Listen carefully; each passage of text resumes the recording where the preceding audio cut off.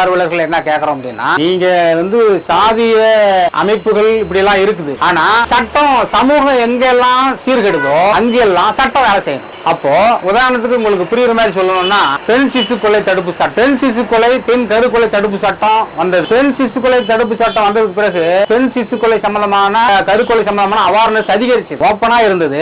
இன்றைக்கு திரைமறைவா நடக்கிற அளவுக்கு குறைஞ்சிருக்கு. அப்போ அந்த மாதிரி சட்டங்களை அரசாங்கம் கீழே வரைக்கும் மக்களுக்கு ரீச் பண்ணணும். அந்த மாதிரி சாதி ஆணவ படுகொலையை தடுக்கணும்னா ஒரு சிறப்பு சட்டத்தை தமிழ்நாடு அரசாங்கம் போடணும் அப்படின்னு தான் சமூக ஆர்வலர்களுடைய கோரிக்கையாக இன்னைக்கு. ஏற்கனவே இருக்கக்கூடிய SC ST சட்டம் என்பது என்ன அப்படின்னா, நீங்க பாத்தீங்கன்னாக்க சாதி ஆணவ கொலை வருவதற்கு முன்பாகவே, தாக்குதல்கள் வருவதற்கு முன்பாகவே தடுக்கணும்னு சொல்லு. இப்ப பாத்தீங்கன்னா இப்ப நடந்த சமூக திருநெல்வேலியில் நடந்த அந்த ஆணவ படுகொலைக்கு பிறகு நீங்க பாத்தீங்கன்னா ஒரு சாதி வெறியன் ஓப்பனாக இன்னைக்கு யூடியூப்ல பேசின கோபி சுதாகரை ஓப்பனா மிரட்டுறான். SC ST சட்டங்கள் வேலை செய்யணும்.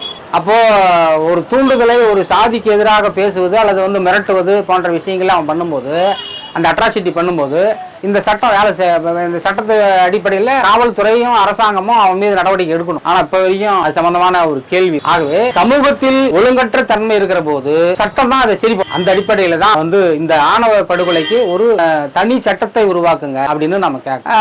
ஏற்கனவே இருக்கிற சட்டம் போதும்னு தமிழ்நாடு அரசாங்கம் சொல்லுது. இப்ப ஏற்கனவே இருக்கிற சட்டத்துல என்ன சாராம்சம் அப்படின்னு பாத்தீங்கன்னா, ஒரு தாழ்த்தப்பட்ட பகுதி மக்களும் உயர்த்திக்கிட்ட சாதியினரும் சண்டை போட்டு சாதிய வன்மத்தால வந்த அப்படின்னு போய் வழக்கு கொடுத்தோம்னா காவல்துறை என்னன்னு முடிக்குதுன்னா, இல்ல ஜாதி சண்டையெல்லாம் இதுல இல்ல, அவங்க முரண்பாடு, அவங்களுக்குள்ள இருக்கிற பிரச்சனை ஏதோ முன்விரோதம் என்று சொல்லி அந்த வழக்கை முடிக்கிற காவல்துறை முடிக்குது. அப்ப என்னன்னாக்க இந்த இடத்துல தான் சிறப்பு சட்டம் வேணும்னு நம்ம கேட்கறோம். சாதிய வன்மத்தாலதான் தாழ்த்தப்பட்ட அந்த பகுதி மக்களை அவங்க அட்டாக் பண்றாங்க அப்படிங்கிற விஷயத்தை நம்ம பண்ண முடியும். அதனாலதான் இந்த சிறப்பு சட்டம் நிச்சயமாக வேண்டும். அந்த சட்டம் கீழே வரைக்கும் மக்கள் மத்தியில ரீச் ஆகணும்னு நம்ம கேட்கறாங்க.